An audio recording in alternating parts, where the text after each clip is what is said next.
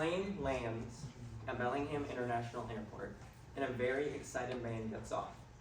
He has never been to Bellingham before, and he's excited to see the sights, try the foods, go shopping, and above all else, visit Boulevard Park and watch the sun set.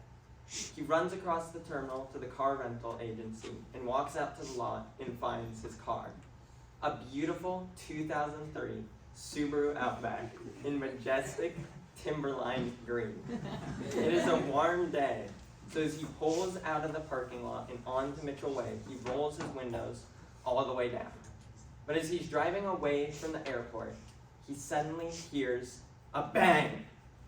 Today, we are going to be informing you about some of the lesser known and more unique aspects of Bellingham's past and present. My name is Rylan Samuelson, and I've lived in Bellingham all my life and have extensively studied both its parks and buildings. My name is Coy Boyd, and I love to hang out at the park. And as a frequent visitor, I will bring my first-hand experience as my knowledge to this presentation. My name is Mai Rose, and I've researched historic buildings all my life, as well as being enrolled in a Pacific Northwest history class, which was great for research. My name is Josh Figueroa, and I have been fascinated by the paranormal/supernatural for years now. I have researched statewide and global incidents, and I'm listening to several paranormal podcasts currently. And I'm glad I haven't had anything happen to me because I would lose it. Hi, my name is Alex Tran. Today I'm going to talk about crimes to investigate. I have a friend, Howard, that is a police in the PPD, and we've talked a lot about the crimes here in Bellingham. I myself also has always find crimes an interesting topic to do a research on, so I have did a lot of research just about it. We will explain to you what parks to visit, buildings to see, hauntings that you can explore, and lastly, crimes that you yourself can investigate. Now, without further ado, let us get into our tremendous first point, what parks to visit.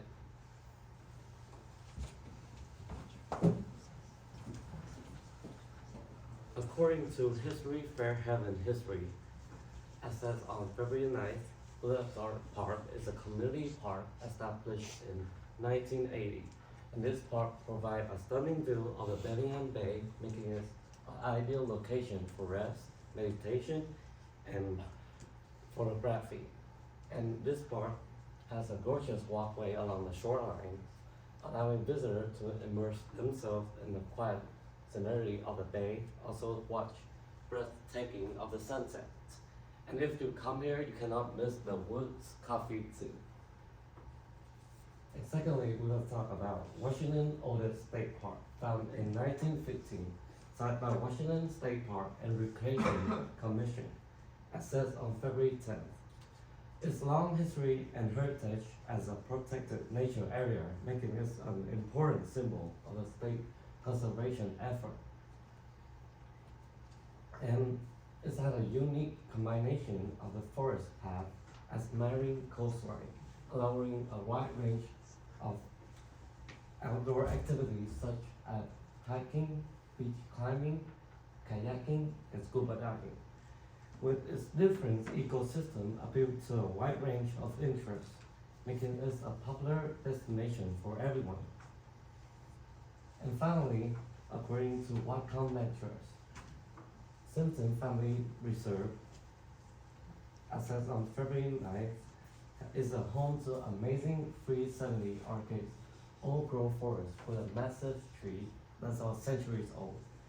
This old forest offers a rare view into region nature, providing visitors with a peaceful and immersive experience. It's also hold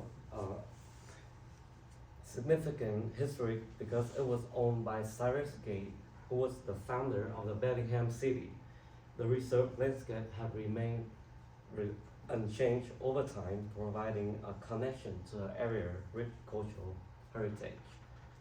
And I don't want to build up our next main point too much, but it's definitely next level.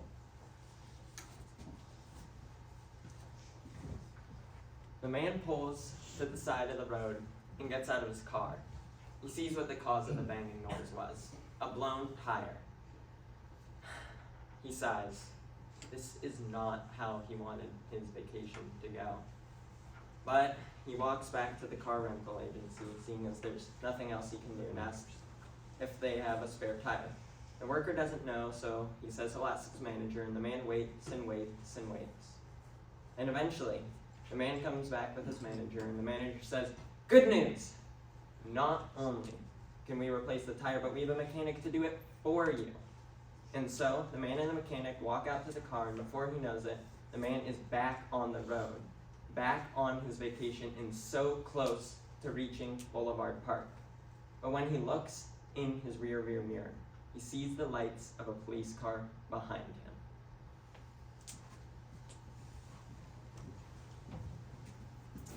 Every time someone talks about the parks in Bellingham, I'm reminded of how lucky we are to live in such a gorgeous place, which is such a diverse ecosystem. The old growth forest isn't the only ancients that reside in Bellingham. With the rich history of our town comes beautiful buildings and monuments. The Richardson Company store is the first brick house in Washington, and other than the brick buildings in San Francisco, it's the first on the West Coast. It was built in 1858 by some of the very first entrepreneurs to move from San Francisco, the Richard brothers, according to the Whatcom County Historical Society website published in 2014. Bellingham was built, and then we added the roads, so the first floor is now the basement of this building. Just up the street is the Pickett House, who was owned by John Pickett when it was built in 1856. The house is full of John Pickett's Confederate memorabilia from his time in the Civil War, which he served as a captain and a general. The Pickett House also still has most of its original vintage furniture. Here it is in the 30s, and here it is today.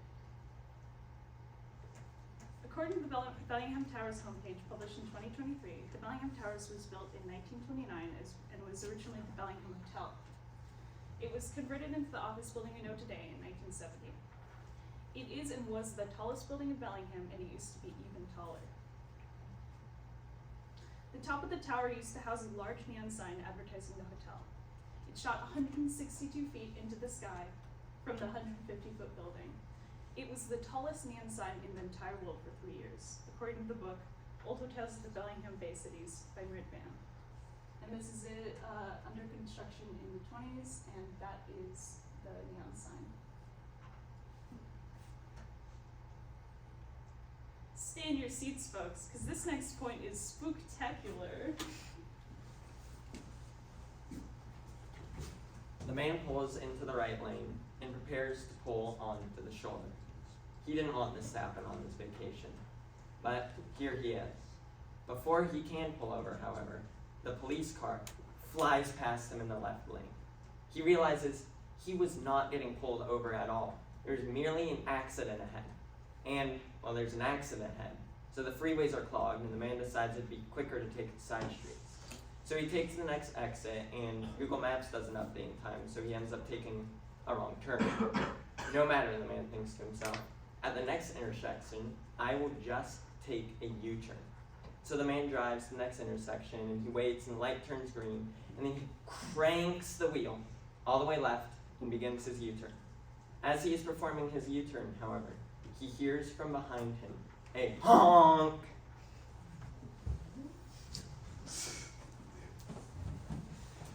Now that we have talked about some prominent and interesting buildings, let's move on. Do you know what else is in these buildings in Bellingham?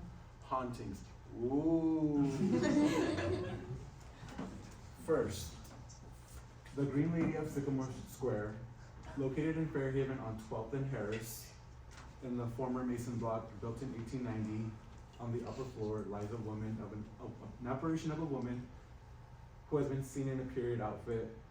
One thought it was an actual person behind them, but when they turned back, she was gone, says Colby LeBrie from the blog Whatcom.com that I retrieved on February 2nd by Matt Benoit. Not only has she been seen, but at least one person, especially at night, doesn't want to go upstairs due to many people seeing a lot of activities such as chairs moving on their own and then stuff being moved around. Second, the Leopold Hotel. Located in downtown on Cornell Avenue, built in 1883 and has gone through many additions and renovations, and if you don't know, renovations stir up trouble, specifically in the spiritual realm due to changing the restful spirits environment. From apparitions to menacing noises, this hotel has seen and heard it. Directly from the hotel's website, thehotelleo.com, published October 21st, 2021, lies a story from an employee there stating that he heard children's laughter directly above him. So he went up and then there was no one there. So he went back down, and then about 20 minutes later, it happened again. In another instance, while the building was being constructed, a crew of people saw an apparition walk from one hall to another, and then when they went to go look, there was nobody there.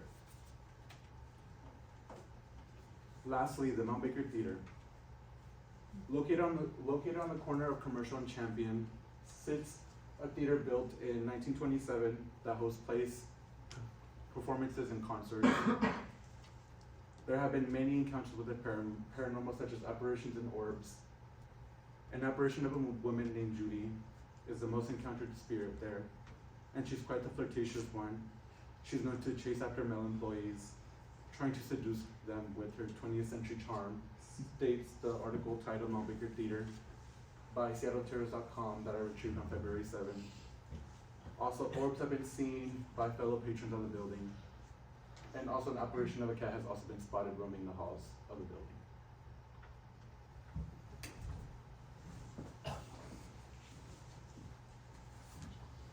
When the man hears the car honk its horn, he is startled, and then he's angry, and he starts ranting to himself. He cannot believe some drivers. He cannot believe how impatient some people are. And then he remembers, U-turns are illegal in Washington. He almost caused a crash. The man cringes to himself, but then decides so much has gone wrong on his vacation. From the blown tire to the crash on the freeway to him nearly causing a crash himself, that what could possibly go wrong now? He's so close to reaching Boulevard Park, and he's on vacation after all. He shouldn't let one mistake ruin it all. As he turns the corner onto the next street, however, he is forced to slam on his brakes.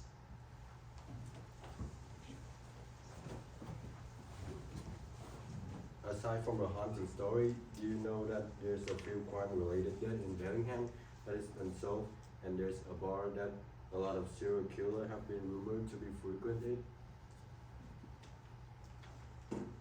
First, let's talk about the mystery death of an identified male.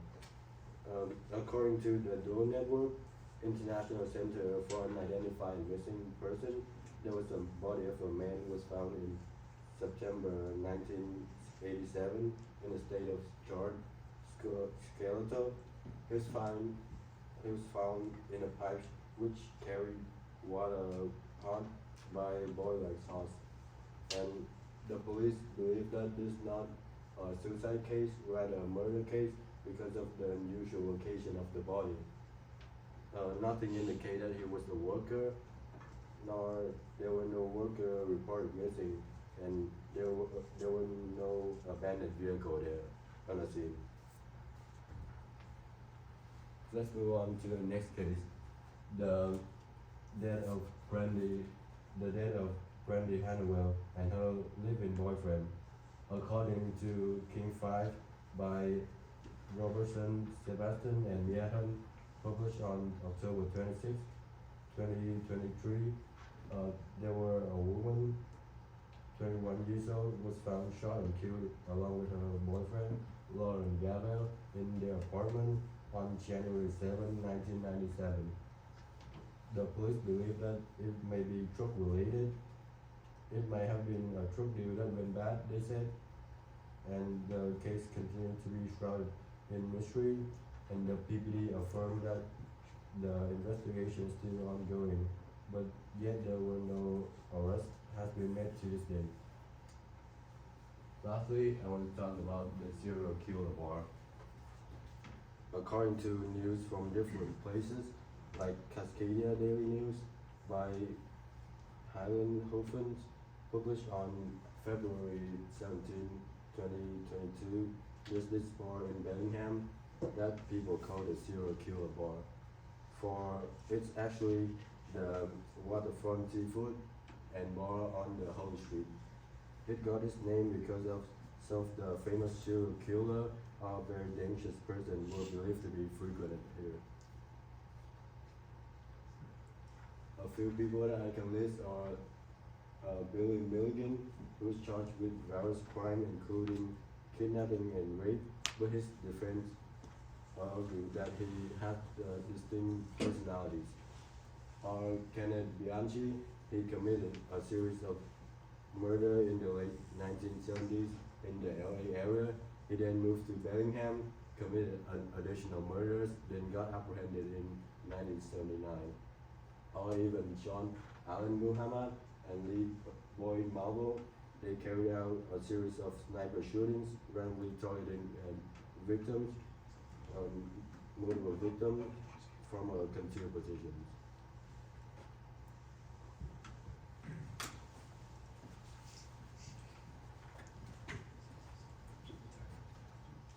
Finally, let us discuss the 4 main points we talked about today. First, there were what parks to visit. We talked about Larrabee Park, Boulevard Park, and Stimson Family Reserve, all 3 of which are beautiful parks that you can visit. Then, we discussed what buildings you can see. We talked about the T.G. Richards Building, the Pickett House, and the Bellingham Towers, all of which are integral to the city's history. Then, we discussed the hauntings that you can explore. The Green Lady of Sycamore Square, the Leopold Hotel, and the Mount Baker Theater, all of which are sure to please any fan of the paranormal. Finally, we discussed the crimes and crime-related locations in Bellingham, including the unidentified man of the smokestack, Brandy Hannawell's murder, and the Waterfront Tavern, all of which are cases and location any aficionado of true crime will enjoy.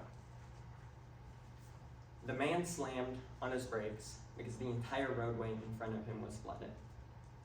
At this point, he gives up. He's tired, he's exhausted. So much has gone wrong that he figured nothing else would happen. He eventually finds his way around and he makes his way to Boulevard Park on time, but he wanted a calm and relaxing vacation, and he's gotten quite the opposite.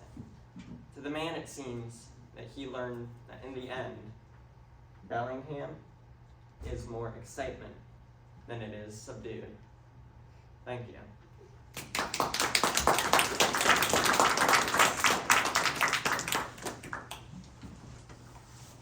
Any questions? My question is, how can we experience the hauntings? The Good Time Girls have tours that you can go on, and then if you really wanted to, you could go to them and provoke the spirits. Can we still visit the Waterfront Tavern? Yeah, you can still visit the Waterfront Tavern. It's still open to this day, and they still serve food and drinks.